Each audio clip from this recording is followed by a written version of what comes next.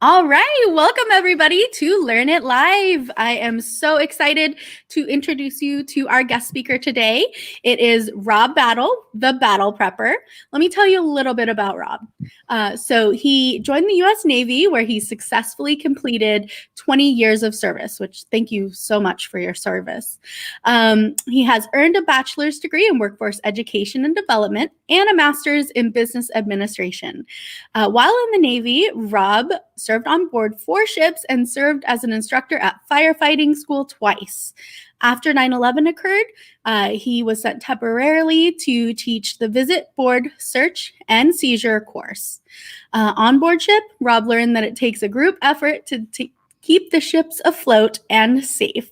The positions that he held on board over the years included fire team manager, fire marshal, VBSS team member, chemical, biological, radiological, and that's a hard word, and nuclear defense team member, emergency egress instructor, and sexual assault victims intervention advocate.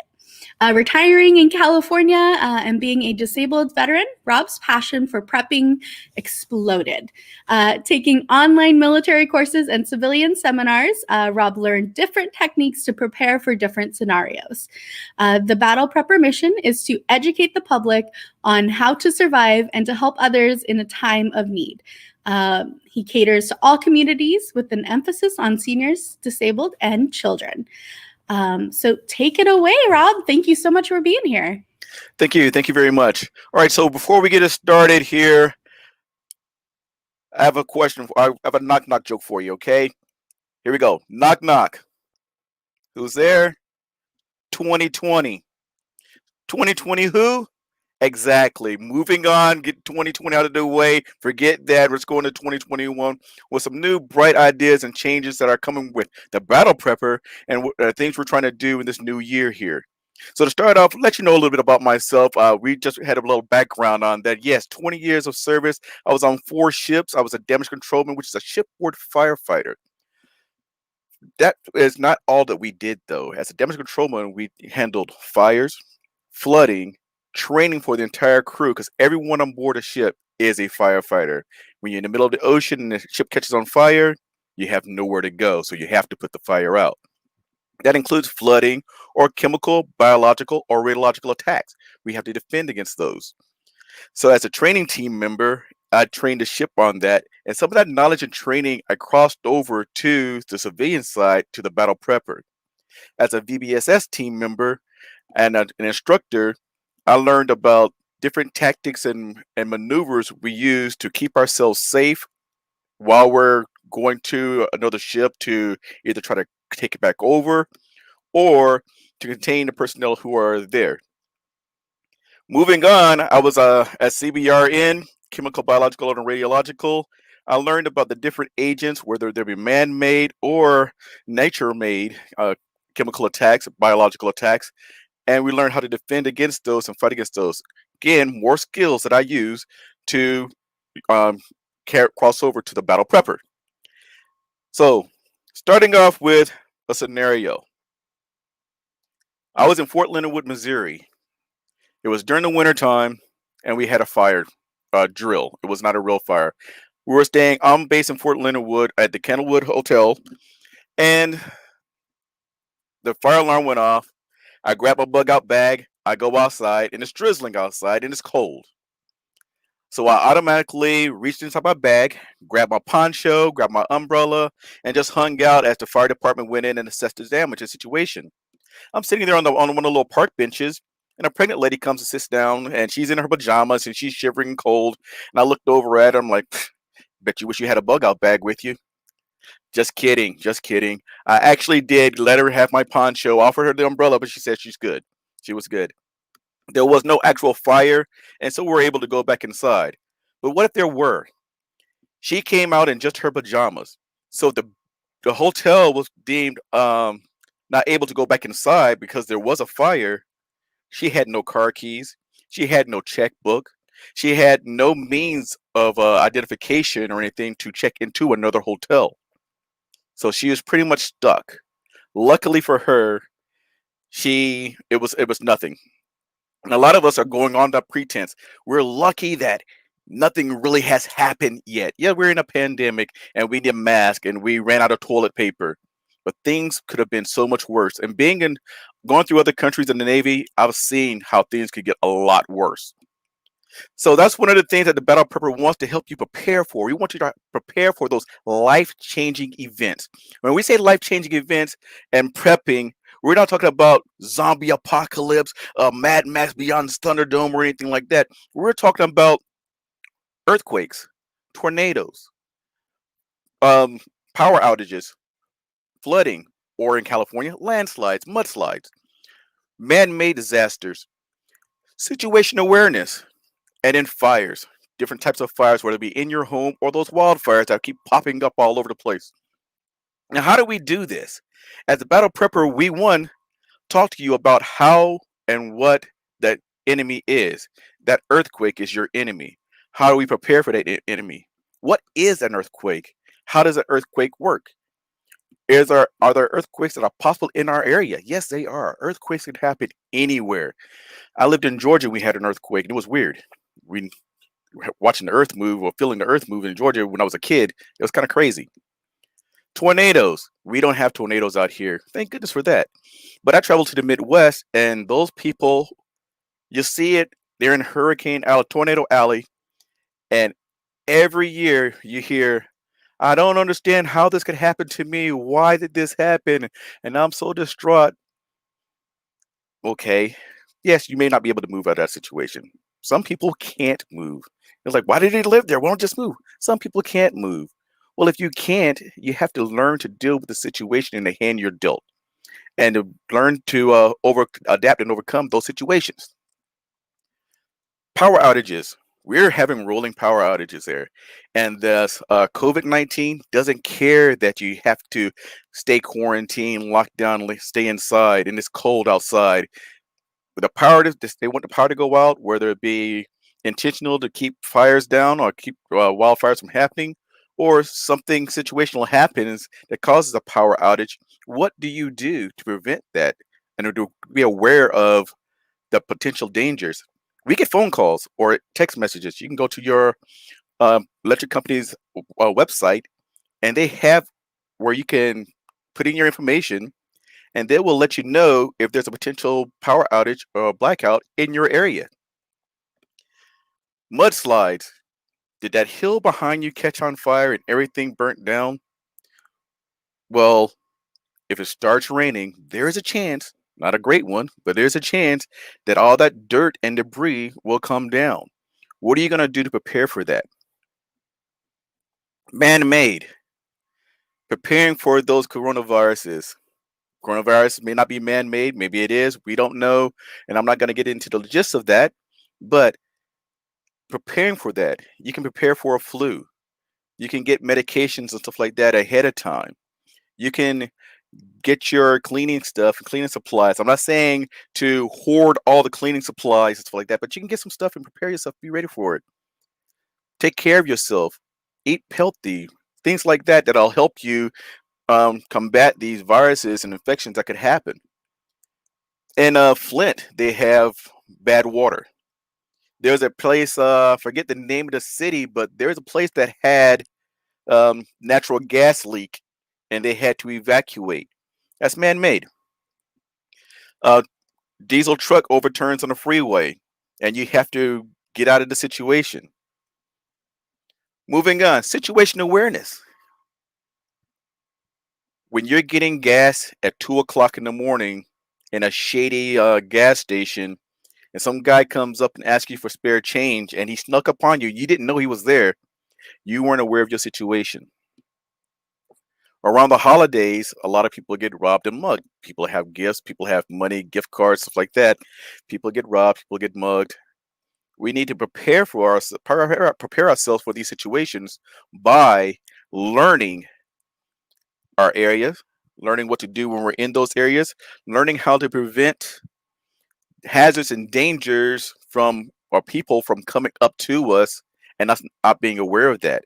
And if they do come up to us, how quickly can we get into our car, lock the doors, call for service or safety or call for emergency service to help us in these situations. And then lastly, fires.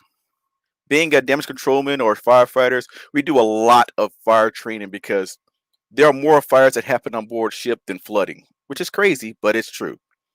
There are more fires that happen on board ship than any other casualty or thing that we have on board there on board. It's just the nature of how the ships are, the personnel. Sometimes it's personnel fault. Sometimes it's just happenstance or the equipment that malfunctions and causes fires. But there are fires that happen all over. In your house, there are fires that happen because a lot of times it's negligence. A lot of times because we don't know any better, so we're doing things that we shouldn't. But we think, you know what? There's already 10 things plugged in this plug here, but plugging in two more because I want to see how the Christmas lights look. And then we have that maybe something's gonna happen, maybe something won't. And then 2 o'clock in the morning, a fire happens, and it's like, something did happen. It's my fault. And that's what the fire department's gonna deem anyway. Speaking of fires, question for you. There are three parts or three elements that make up a fire. Knowing your enemy, okay? Three parts that make up a fire. Can anyone name them? Let's see who's the first one to name them. Don't cheat and try to look it up. Try to look it up. But there are three parts or three elements that make up a fire. Can someone message or respond in here? Let's see who can come up with the answer to that. Speaking of fires and wildfires, is your house protected? Do you have a fire extinguisher? Is it the right fire extinguisher for the part of your house it is?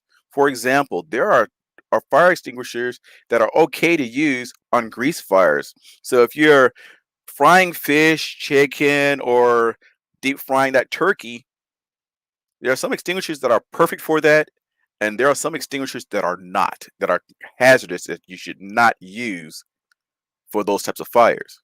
So knowing your fire extinguisher will help you put those extinguishers in the right place so that you can better combat that fire if you have to. So that's what the situations are that we talk about at the Battle Prepper. I know I'm talking a little fast here, but it's a really strange talking on this platform like this without seeing people's interaction. Oxygen, heat, and fuel. That is correct. Are you a firefighter? Fuel, oxygen, and material. The material is heat. So with those three parts, oxygen, heat, and fuel, think about it like this. I'm in my office space right here. I have my fan going, but you can see I'm sweating. It's warm in here. Or maybe I'm just moving around a lot.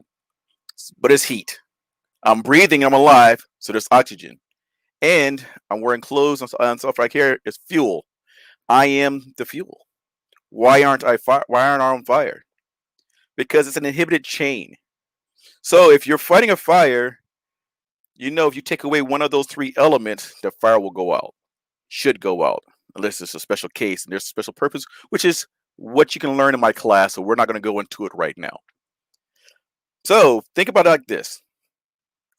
It's a birthday. You light the candle. Candle's burning. You blow it out. You're using your breath to blow it out, but you're actually separating the fuel from the source, from the heat.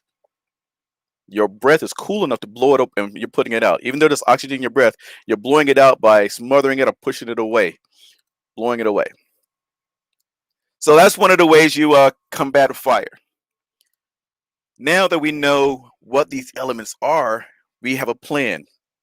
Most people have a successful standard operation procedure in place to until an outstanding or outside force comes in and changes the dynamic.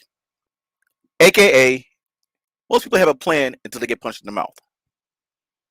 Some of us have a plan to fight fires. Some of us have a plan that if the house catches on fire, we evade. We got to get out of there.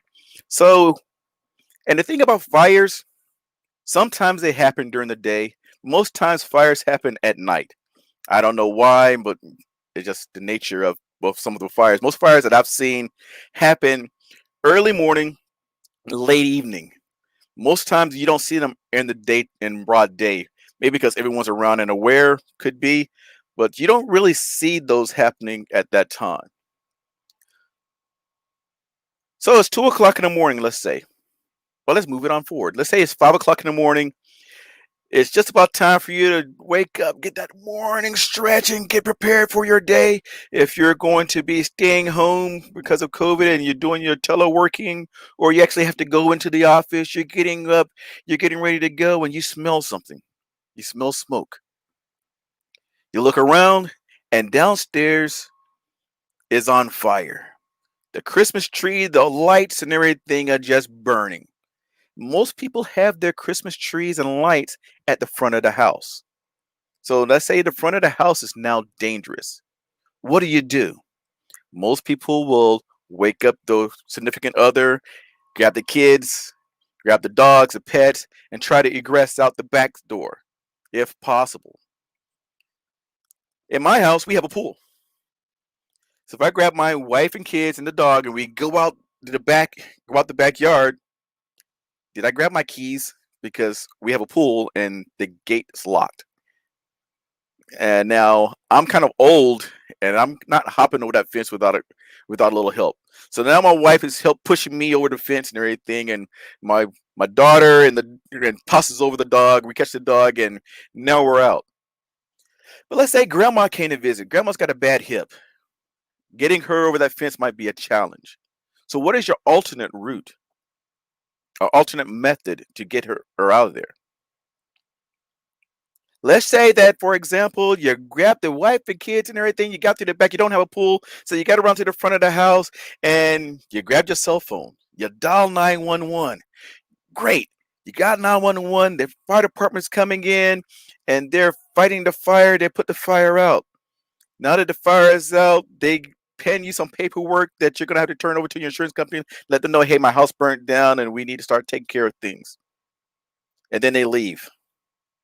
Now you're standing out there and it's a little cold. Say it's 5 o'clock in the morning. So this morning around 5 o'clock, it was around what, 37, 36, 37 degrees. And you're out there in your pajamas. Did you grab your car keys?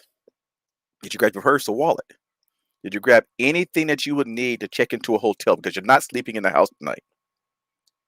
Most of us had that plan to get everyone out of the house and to safety, but we don't have a plan to get us from that front yard or in the middle of the street or by the street light or the mailbox, wherever your meeting area is. We don't have a plan to get from that area back into the house, which means that we go from from that yard to the hotel, from the hotel to the insurance company, buy new clothes, food. Where's your medication? Did you get your medication? We have to get new medication. Do you have a list of your medication? These are some of the things that the battle preppers help to build. We build that plan not just for you to learn to fight the fire. You can't fight the fire. Now you have to escape, egress. We teach you how to egress and ways to egress safely. And then we go and teach you how to get in the mode of getting back into your house, because fires, flooding, tornadoes, power outages, those are life-changing events that could happen. And we want to help you mitigate the risk of those hazards and have you move back into a sense of normalcy. And that's what everyone wants. They want to get back to that normalcy. Yes, you've lost your memorabilia, your mementos, your photos, but you got out of there with your life. You can build new memories. You can't build a new person. So with the battle prepper, we want you to go from point A, fighting those life-changing events. B, now that you couldn't fight it, or you're in your escape plan, escape mode, egress mode. And then C, what do we do from there? Or then what? As you're building your plan, that's what we should most likely work ourselves into, asking that particular question. Then what? We got outside and we're safe. Then what? We got to a hotel. We got warm. We started making phone calls. Then what? We started talking to people or assessors to get ourselves back inside the house. I talked to a group. I'm not going to mention the group's name, but they were in the realm of earthquakes, facilitations, and they're a community for that dealt with earthquakes.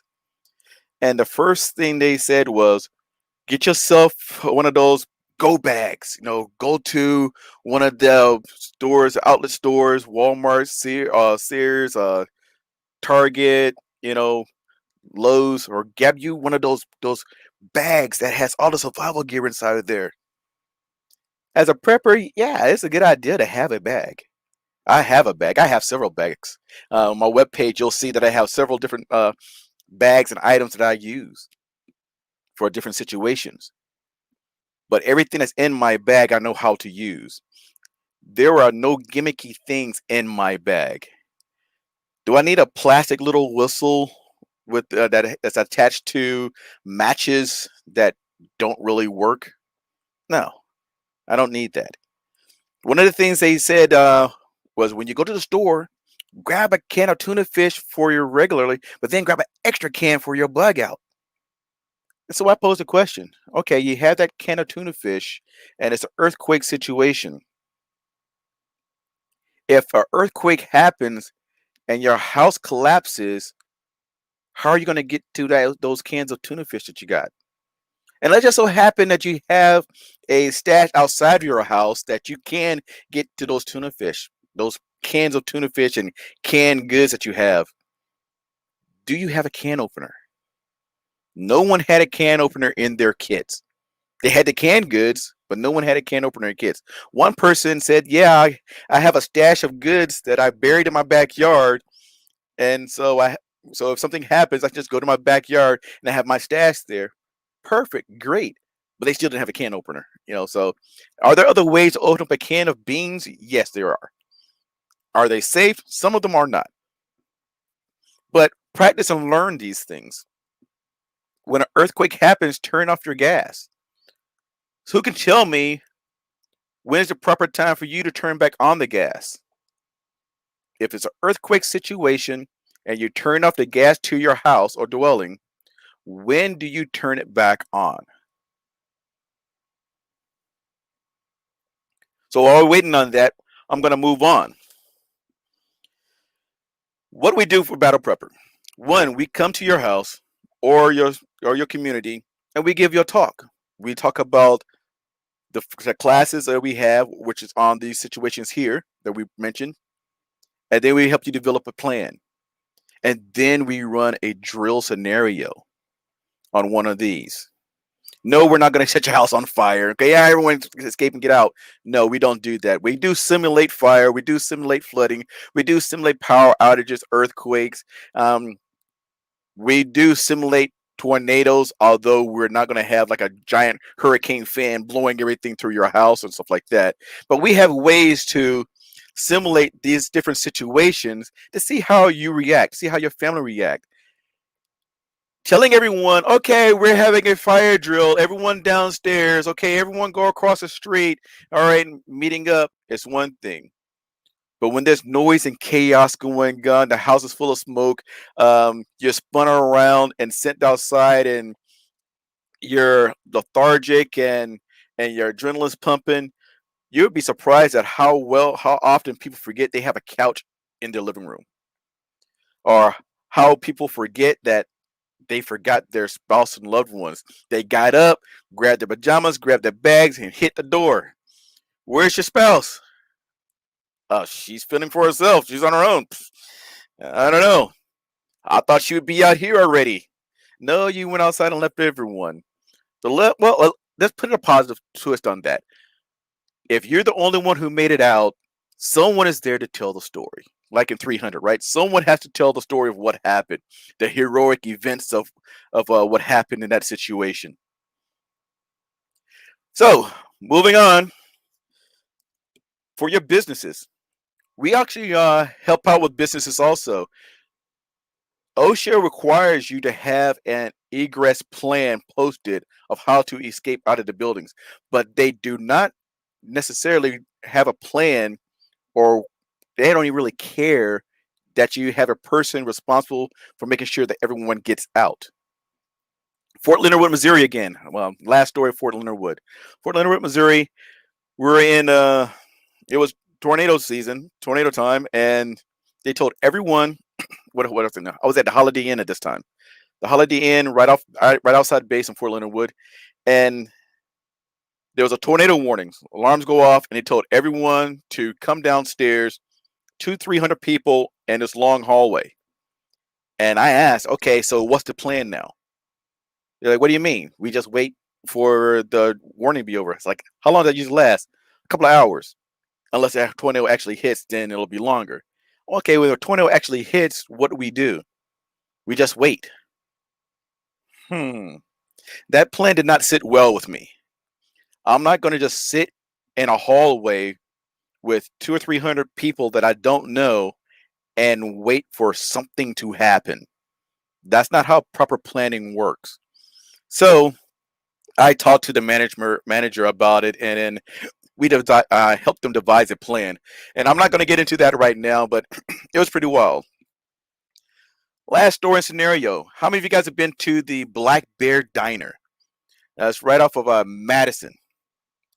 Went to Black Bear Diner about a year and a half ago. Waitress was walking out. She had a plate of food, her drinks in the other hand, and then she disappeared. And then there was a loud clatter. And my ankle. She went down hard. And other people who worked there, I think a cook, the manager, and a couple of other waitresses came over to try to help her, try to figure out, hey, what do we do here? What do we do? No one knew any type of a first aid. No one knew what to do with her. So what they thought was best was try to grab her, pick her up, and walk her in the back. Now she's kind of a heavy-set lady, but the way that they were going about it, trying to get her to stand up, was going to do more damage. So I stepped in and I assessed the situation. I helped them immobilize her foot. I found out if she had any other injuries, any other part of her was hurt. We got a rolling chair, brought it in, got her up and sat her in the rolling chair, and then took her off into the back.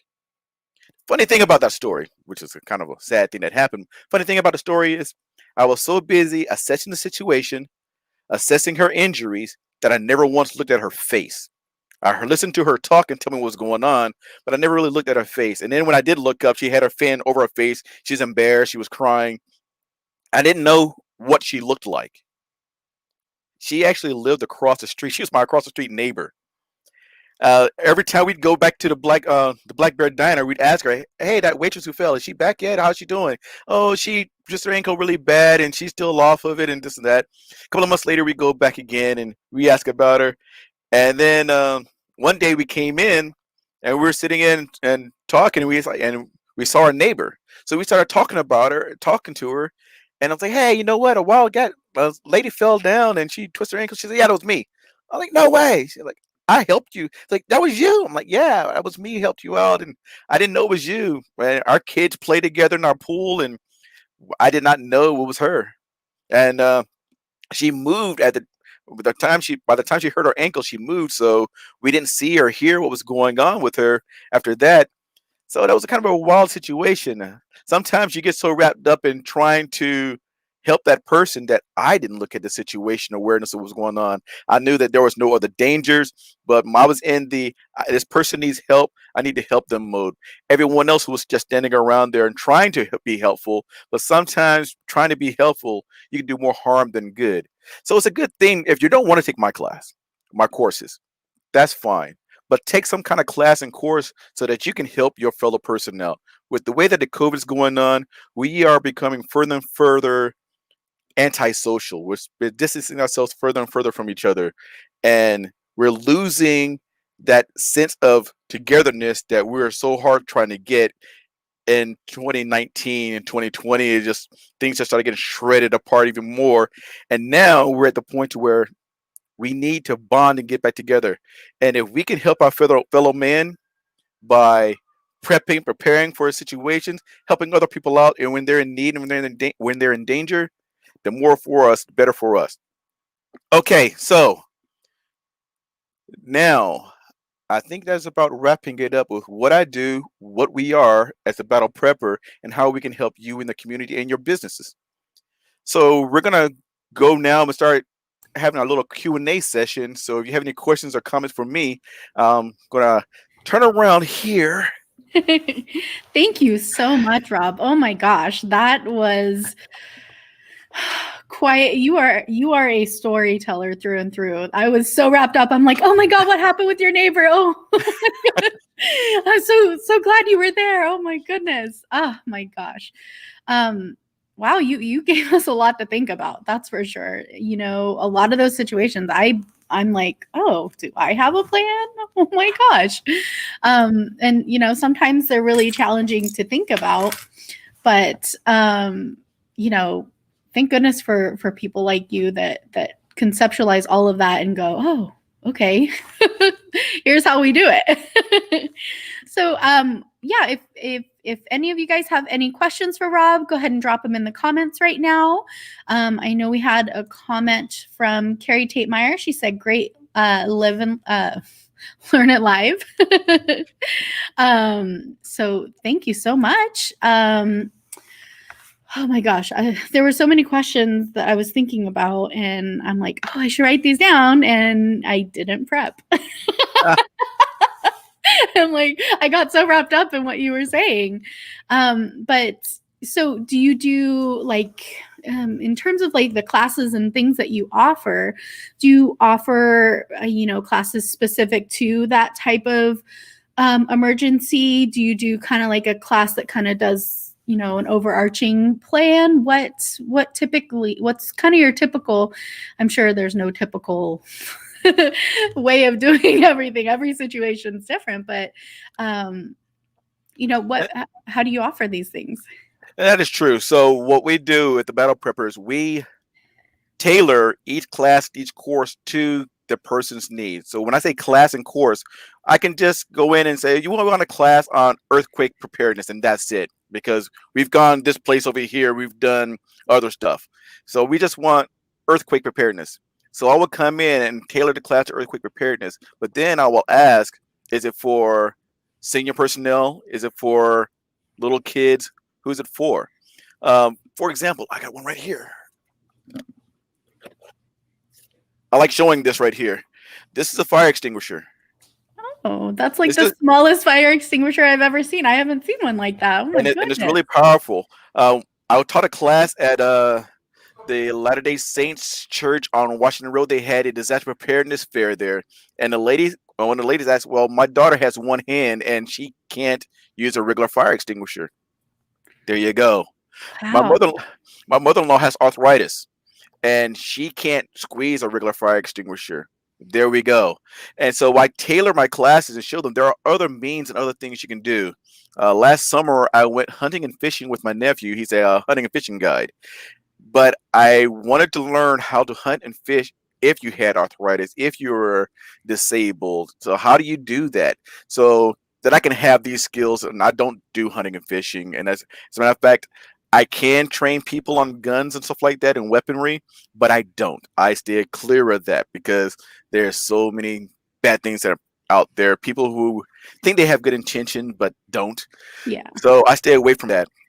But I wanted to learn some more things myself because I'm constantly learning different avenues and ways to do things. So with senior personnel, a lady asked me, with their community, they want a way to go through and check on everyone in their different communities, but they don't want to go knocking on every door. I have a great plan for that, and we never got back in contact. She never got back in contact with me. I was like, No, she doesn't I'm like, know. oh, all right. And then I tried to contact a representative, and they're like, you called here before. You keep calling us, and you're starting to harass us now. I'm like, I'm not trying to. I had a question. I'm trying to answer the lady's question because that Oh feedback man. is what I need to improve, and that actually helps people out there also. So I Yeah. tailor different classes for different people. My courses are I can put 3 classes together and tailor it for those personnel, and then for each class, I will uh, I will help them prepare a plan. But for each course, we'll run a drill scenario. Unless Very you request a drill scenario, then we'll work out a way to do a drill scenario for that. But the courses have the drill scenarios in there, so and it's kind of fun. My wife, she got upset because I smoked out our house because I wanted to see we have two smoke alarms. We have two smoke alarms. We have one from ADT and then one regular. And I wanted to know which one would go off first. Yeah. So I smoked out our house. Our regular one went off first. Our ADT one did not go off. Oh, So ADT. we, in a real scenario, we would not have known that. And Right. so, and it would have Yeah. been a little late for that, if we decided, hey, you know what? Let's just take our old when the batteries die. Let's just take the old one down and just use the ADT one, was connected to our system. We would have been And in trouble. yeah, That's dangerous and definitely. scary. That is very scary. Oh my gosh.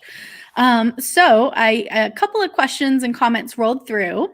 So from Stromso Insurance Agency, we didn't get any answers from the audience, but when do you turn your gas back on? We're all You're dying to listening.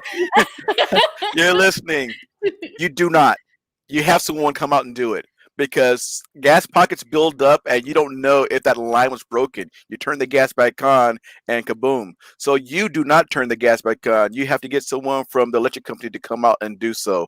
Or in an emergency, sometimes the fire department have gas sensors that can come out and do it also or So assist you. have a professional help you with that. Yes. You don't mess with gas. Turn it No. off yourself. Let someone else turn it back on. There we go. I love it. So we have a couple of comments. Barbara Brewer says, great info. Sona Calendar says, fantastic information, much food for thought. And I echo that as well. Then we have another comment here from April Vidal. She said, you inspired me to make a flyer for my neighbors to reconnect and make sure we all know a bit of information about each other to support and help each other. I'll be sure to recommend you to others. Please repeat and post on your website, etc. And man, I can't agree more. When I first moved into my space, I exchanged info. Yeah, there's the website. Here, I'll pop it back up. But yeah, I definitely exchanged information with my neighbors. And, one time one of their air conditioners started making really weird sounds and I texted them. I'm like, hey, what's going on? And they're like, oh my gosh, I didn't know. So that's a great recommendation too. But to really create those plans, that's where Rob comes in. He knows what's up. There we go. And with the COVID thing going on, I can do training outside. I'm actually in my mobile unit right here. I've converted my RV into a mobile unit, so I have the PA systems and everything, and we can come out there, do social distancing, keep people far apart, and we have a microphone set out so people can walk up to the microphone without touching it and say, ask questions or comments and keep social distance and receive training at the same time. When it comes to the in-house training, though, I'm going to have some videos coming out in the next couple of weeks from friends and family because we're going to get the COVID testing and everything, make sure we're good to go. And we're going to do a couple of houses to show how it works. But once this lockdown lifts or eases up, then we'll be able to come into housing establishments and then actually do the drills scenarios. Excellent. Yeah. And when you get those videos up, let us know. That way we can kind of put some information out for everybody to check it out. And hopefully they're already following you on social media or checking out your website, because Yes. I know I did, and you have a lot of good information on there. That's for sure. Thank you. Yeah. Thank you. Well, if it doesn't look like we have any further questions in the chat, but man, I know we all have a lot of homework to think about things right now. And, but yeah, so to contact Rob, we have his email address and his phone number right here on the screen. You can always check out his website. Anything else you'd like to add, Rob? Yes, stay safe, everyone. It's a new year, new turn. Everyone stay safe, and let's kick this COVID in the butt so we can go out there and get our businesses going and start making some money and become millionaires. Yes, I cannot echo that anymore. I love it. Well, thank you so much, Rob. We really appreciate your presentation today. And, like you said, stay safe out there. And thanks for joining us for Learn It Live. Bye, guys.